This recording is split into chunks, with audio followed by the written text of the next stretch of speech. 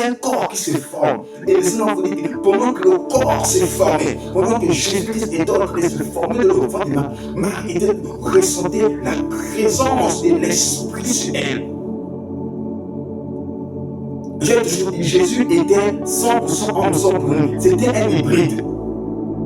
Il est venu avec deux natures, la nature divine et la nature humaine. Pourquoi la nature divine? Parce qu'il n'avait pas pour père un être humain ordinaire. Pourquoi la nature humaine? Parce qu'il était porté dans son corps par une femme humaine. Donc il a rempli deux critères, le critère du divin et le critère du physique, le critère du divin et le critère de l'humain. Il a rempli deux critères, le critère du divin et le critère de l'humain. Donc voici qu'il était 100% homme parce qu'il n'avait pas 100% Dieu, parce qu'il venait d'un être divin, et 100% homme parce qu'il était dans le ventre de Marie. Donc tu vas comprendre cette façade-là. C'est une façade très importante sur la divinité de Jésus-Christ, sa naissance. Sa naissance, sa conception. Là, non seulement la conception de tout le jour qu'on a annoncé que Marie se concerne jusqu'à sa naissance, c'est un processus qu'il ne faut pas rejeter. Qu'il ne faut pas rejeter. Pourquoi? Parce que Dieu est interdit des principes. Un être humain n'arrive pas sur la terre hors de la matrice d'une femme. Parce que dans le monde des esprits, la femme est considérée comme un aéroport spirituel. C'est par la femme que les êtres divins arrivent sur la terre. C'est comme ça que Dieu établit. C'est une loi.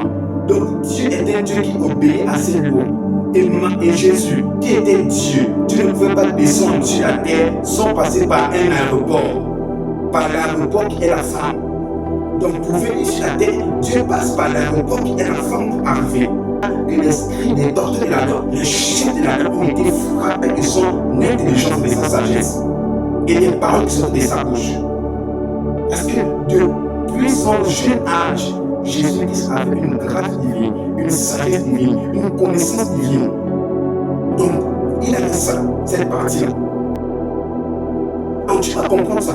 Jésus-Christ est Dieu parce qu'il était exceptionnel.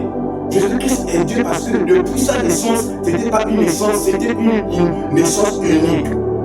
Et depuis la nuit des temps, il n'aura jamais une naissance qui a été comme Jésus. Il n'y a pas eu. Dans les histoires, il n'y a pas. Il n'y a pas une naissance qui était comme celle de Jésus. Il n'y a pas. Sa naissance était exceptionnelle. Sa naissance était divine. Il n'y a pas. Ça, c'est le premier point qui prouve que Jésus-Christ était divin. Deuxième point, son nom.